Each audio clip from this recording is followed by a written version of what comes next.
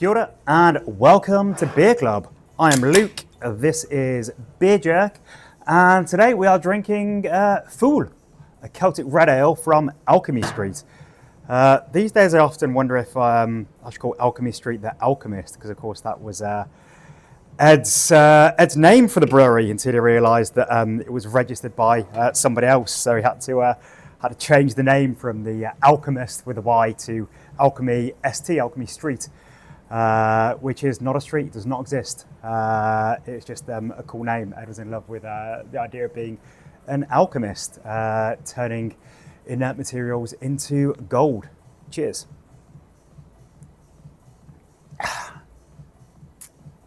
You may have met Ed before when we featured Alchemy Street beers in the Advent calendar. I'm not sure if we've actually had one in the Beer Club boxes before now. Perhaps one, but it's...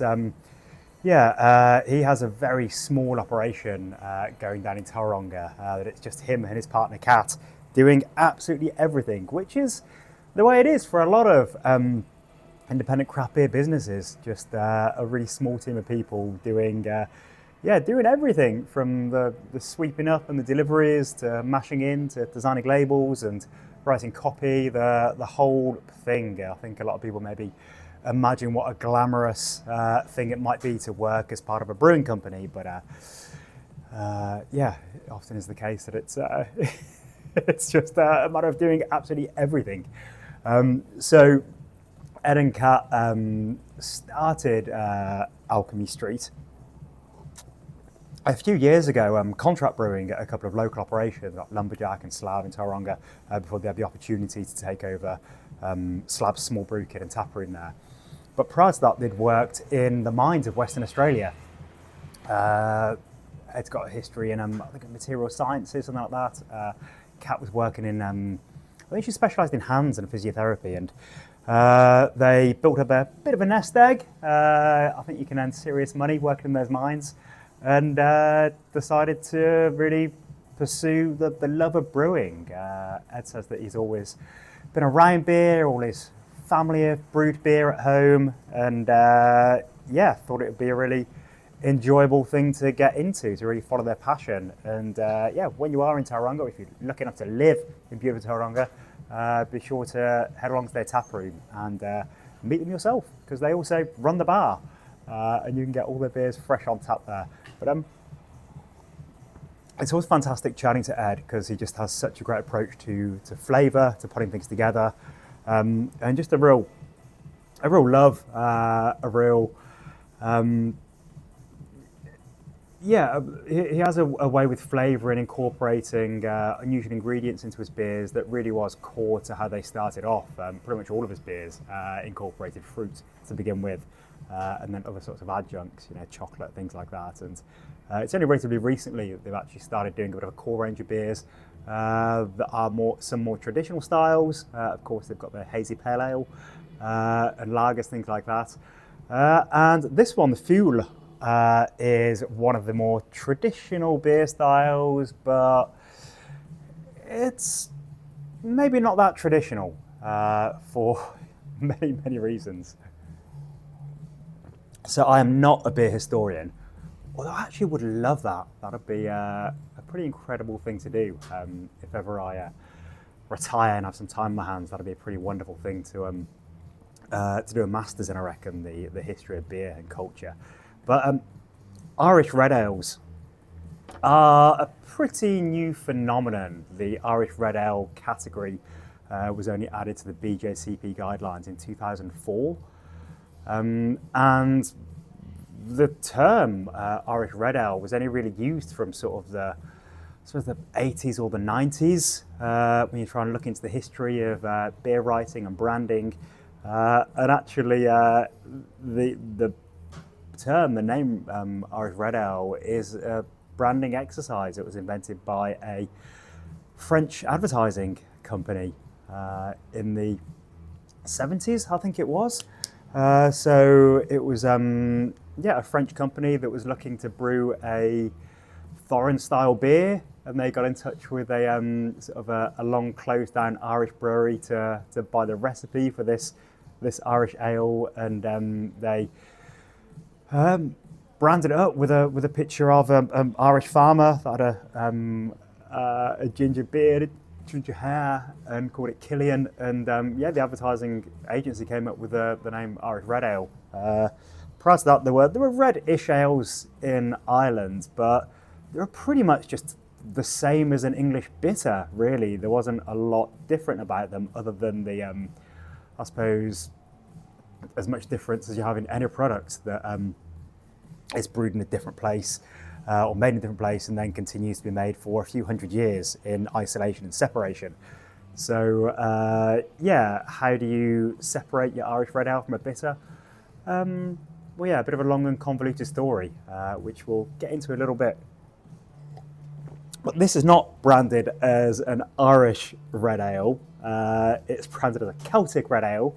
And of course, the Celtic diaspora includes Scotland, the Isle of Man, Breton, many places, because you probably can't fail to notice that there's tartan on the can, and tartan doesn't have anything to do with Ireland at all. But in Scotland, they also drink reddish beers, as humans have for probably thousands of years.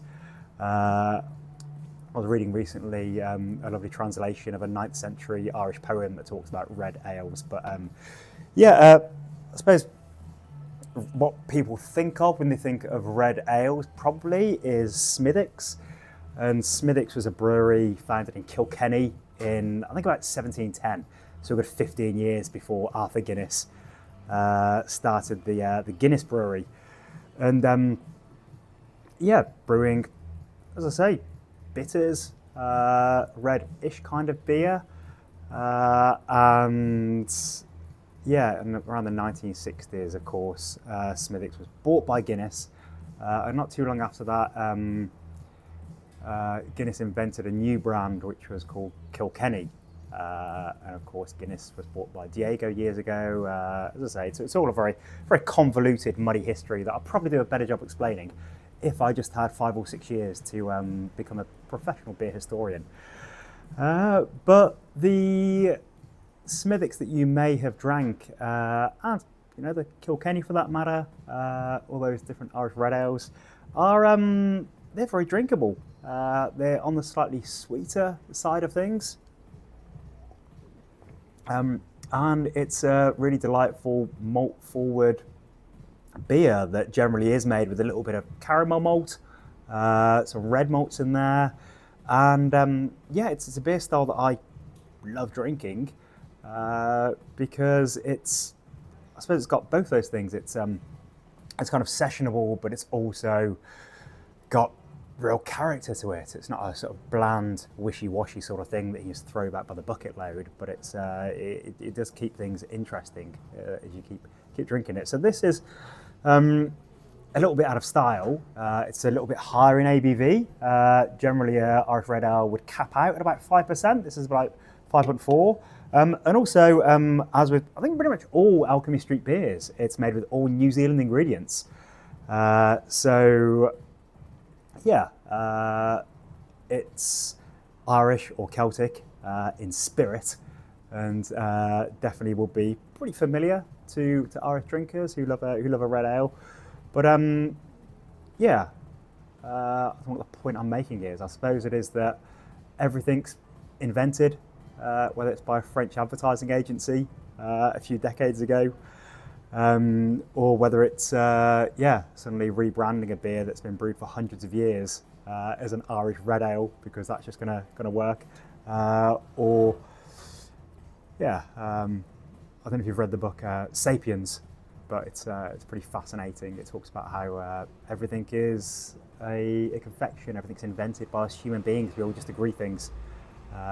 So as much as you may chat to somebody down the pub about how India Pale Lager is not a thing, or they're upset about the idea of some new beer style, tell them that Irish Red Ale was only invented a few decades ago, even though people might think it's centuries old.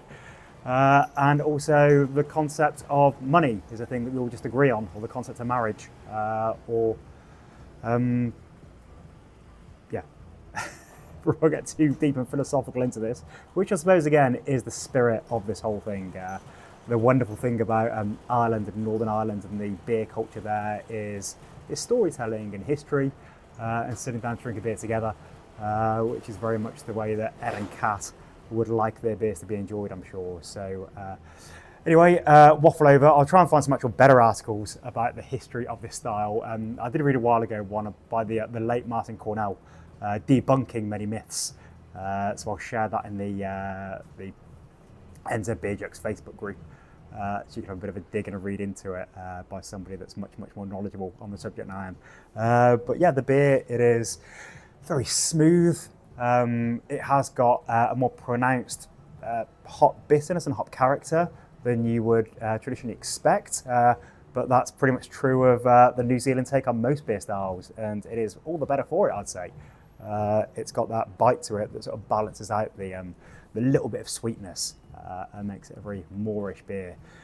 That is it from me. Thank you, Ed and Kat. Often I say thanks to the brew team at a brewery at sort of bigger sort of operations, but it's literally 2 people there. So thanks for making really interesting beers and